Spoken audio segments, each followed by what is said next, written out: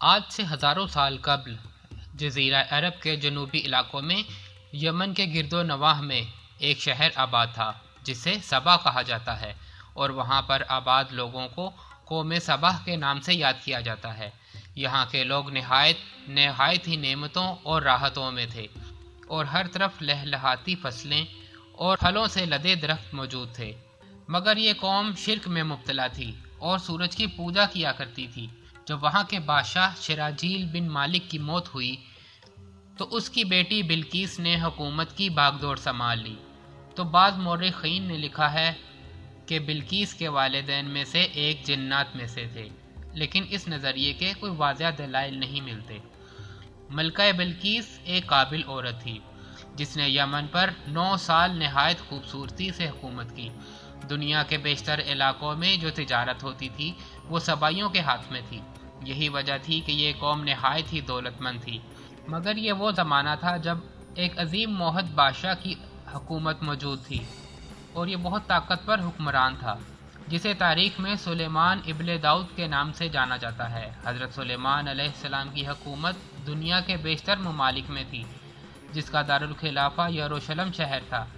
آپ کو ہوا، جنات اور چرند پرند اور جانوروں پر حکمرانی عطا کی گئی تھی۔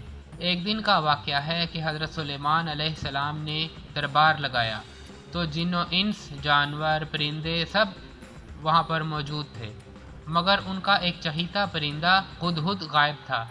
آپ نے پوچھا کہ ہدہد کہاں ہے؟ جب وہ نظر نہ آیا تو سلیمان علیہ السلام نے فرمایا کہ اگر وہ اپنی غیر حاضری کی کوئی مناسب وجہ پیش نہ کر سکا تو اسے ذبح کر دیا جائے گا۔ ابھی یہ گفتگو ہو ہی رہی تھی کہ ہدہد حاضر ہو گیا۔ پوچھا گیا کہ ہدہد تم کہاں تھے؟ ہدہد نے بہت احترام سے جواب دیا، اے اللہ کے پیغمبر، میں اڑتے اڑتے ایک ایسے ملک پہنچ گیا جہاں پر لوگ شرک میں مبتلا تھے۔ وہ آگ اور سورج کی پوجا کرتے تھے۔ ان کی ایک رانی ہے جسے وہ بلقیس بلاتے ہیں۔ وہ ایک بہت بڑے تخت پر بیٹھ کر حکومت کرتی ہے۔ اس کی تخت پر قیمتی ہیرے جواہرات جڑے ہوئے ہیں۔ اس کے پاس آرائش کا تمام سامان بھی موجود ہے۔ حضرت سلیمان علیہ السلام نے کہا، اگر تمہاری بات سچ ہے تو میرا خط اس ملکہ تک پہنچا دو تاکہ وہ شرک سے باز آ جائے، اور خط پہنچانے کے بعد وہاں پر بیٹھ کر سنو کہ وہ کیا رد عمل اختیار کرتی ہے، اور پھر آ کر مجھے خبر دینا۔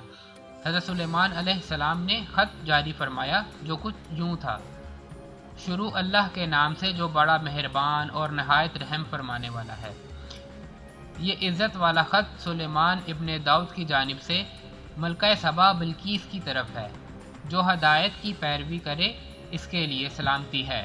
مجھ پر غلبے کی خواہش ہرگز نہ رکھو، میرے مقابلے میں سرکشی اختیار نہ کرو، بلکہ فرما بردار اور مطیع ہو کر میرے پاس آ جاؤ۔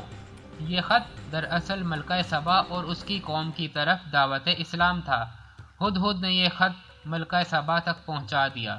ملکہ کے دربار میں اس وقت 300 کے قریب سردار بیٹھے تھے۔ انہوں نے جب یہ خط پڑھا تو طیش میں آ گئے اور کہا کہ یہ ہماری توہین ہے، ہمیں اس کا سخت جواب دینا چاہیے۔ مگر ملکہ بہت سمجھدار تھی، اس نے انہیں سمجھایا کہ خط سے پتہ چل رہا ہے کہ یہ کوئی عام شخص نہیں، خدا کا کوئی پیغمبر ہے، لہٰذا ہمیں حکمت سے کام لینا چاہیے۔ اس نے کہا کہ میں حضرت سلیمان علیہ السلام کی طرف ایک تحفہ بھیجتی ہوں، اگر انہوں نے قبول کر لیا تو وہ بادشاہ ہے، میں اس سے جنگ کروں گی، لیکن اگر انہوں نے تحفہ قبول نہ کیا تو میں اس کی پیروی کروں گی، کیونکہ وہ نبی ہیں۔ ہدہد یہ ساری گفتگو سن رہا تھا۔ اس نے آ کر حضرت سلیمان علیہ السلام کو ساری بات بتائی۔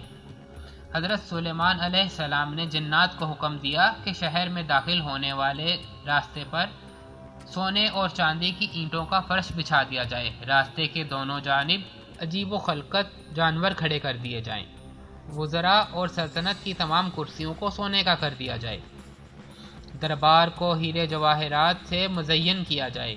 ادھر بلقیس نے حضرت سلیمان علیہ السلام کے لیے تحائف روانہ کیے، جن میں سونے کی اینٹیں، ہیرے جواہرات، غلام، کنیزیں اور ملکہ کا ایک خط بھی تھا۔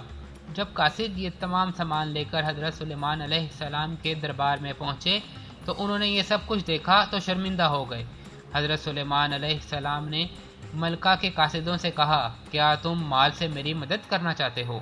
مگر دیکھ لو جو کچھ اللہ نے مجھے دے رکھا ہے وہ اس سے بھی بہت زیادہ ہے جو تمہیں دیا ہے، لہذا تمہارا تحفہ تمہیں مبارک ہو۔ اب تم اپنے تحائف لے کر واپس جاؤ اور اپنی ملکہ سے کہنا کہ ہمارا انتظار کرے، ہم ایک زبردست لشکر تمہارے ہاتھ لے کر آئیں گے۔ جب یہ خبر ملکہ بلقیس کو پہنچی تو وہ سمجھ گئی کہ یہ واقعی اللہ کے کوئی نبی ہیں، لہذا اس نے جنگ کی بجائے حضرت سلیمان علیہ السلام کے دربار میں حاضر ہو کر اپنی اطاعت کا یقین دلانے کا فیصلہ کیا۔ جب حضرت سلیمان علیہ السلام تک یہ پیغام پہنچا تو آپ علیہ السلام نے اپنے درباریوں سے فرمایا کہ تم میں سے کون ہے جو ان کے متی ہو کر آنے سے پہلے ملکہ کا تخت میرے تک پہنچا لے آئے؟ دیو ہیکل جن نے کہا کہ آپ کے دربار کو برخاست کرنے سے پہلے ہی میں اس کو لا سکتا ہوں، میں اس کام پر پوری قدرت رکھتا ہوں اور امانت دار بھی ہوں۔ پھر ایک اور شخص جس کے پاس کتاب کا علم تھا اس نے کہا میں یہ تخت آپ کو آپ کے پلک جھپکنے سے پہلے ہی لا دوں گا۔ پھر حضرت سلیمان علیہ السلام نے اس تخت کو اپنے پاس رکھا ہوا دیکھا تو پکار اٹھے یہ میرے پروردگار کا فضل ہے تاکہ وہ مجھے آزمائے کہ میں شکر کرتا ہوں یا ناشکری کرتا ہوں، تو جو شکر کرتا ہے اس کا شکر اپنے لیے ہی مفید ہے، اور اگر کوئی ناشکری کرے تو میرا پروردگار بے نیاز ہے اور اپنی ذات میں بزرگ و برتر ہے۔ مفسرین کے مطابق وہ شخص حضرت سلیمان علیہ السلام کا کوئی دوست تھا جس کا نام آصف ابن بقیہ بتایا جاتا ہے، اور بعض نے لکھا کہ وہ آپ کا خالہ زاد بھائی تھا۔ کہا جاتا ہے کہ اس تخت کی لمبائی 80 ہاتھ، عرض 40 ہاتھ اور اونچائی 30 ہاتھ تھی۔ اس میں موتی، سرخ یاقوت اور سبز زمرد جڑے ہوئے تھے۔ حضرت سلیمان علیہ السلام نے اس تخت میں رد و بدل کر دیا اور اسے پہلے سے بھی بہتر بنا دیا۔ جب ملکہ بلقیس حضرت سلیمان علیہ السلام کے دربار میں حاضر ہوئی تو آپ نے پوچھا کہ کیا تمہارا تخت بھی اسی طرح کا ہے؟ تو اس نے کہا گویا یہ تو ہو بہو وہی ہے، اور ہمیں تو پہلے ہی معلوم ہو گیا تھا اور ہم فرما بردار ہو چکے ہیں۔ بلقیس کے آنے سے پہلے حضرت سلیمان علیہ السلام نے ایسی عمارت بنانے کا حکم دیا جس کا فرش شیشے کا ہو، نیچے پانی جاری ہو، پانی میں مچھلیاں اور دوسرے آبی جانور بھی ہوں۔ حضرت سلیمان علیہ السلام اس عمارت میں اپنے شاہی تخت پر جلوہ افروز تھے، اور شیشے کے نیچے سے پانی اپنی پوری آب و تاب سے بہہ رہا تھا، جبکہ اس کے اوپر شیشہ نظر نہیں آتا تھا۔ بلقیس کو جب اس محل میں لایا گیا تو جب اس نے فرش کو دیکھا کہ سمجھی کہ یہ پانی کا ایک حوض ہے، لہٰذا اپنی پنڈلیوں سے کپڑا اٹھا لیا۔ سلیمان علیہ السلام نے کہا یہ تو شیشے کا ایک چکنا فرش ہے۔ تب وہ شرمندہ ہو گئی اور بول اٹھی کہ اے میرے پروردگار، میں سورج کی پوجا کر کے اپنے آپ پر ظلم کرتی رہی، اور اب میں نے سلیمان علیہ السلام کی اطاعت اور اللہ رب العالمین کی اطاعت کو قبول کر لیا ہے۔ لہٰذا بلقیس پر یہ ظاہر ہو گیا کہ جس طرح وہ شیشے کے صحن کو پانی کا لہریں مارتا ہوا حوض سمجھ رہی تھی، اسی طرح اس نے اور اس کی قوم نے سورج کی چمک اور دمک دے کر اسے معبود اور خدا بنا لیا۔ اسے اپنی اس غلطی پر بہت شرمندگی تھی۔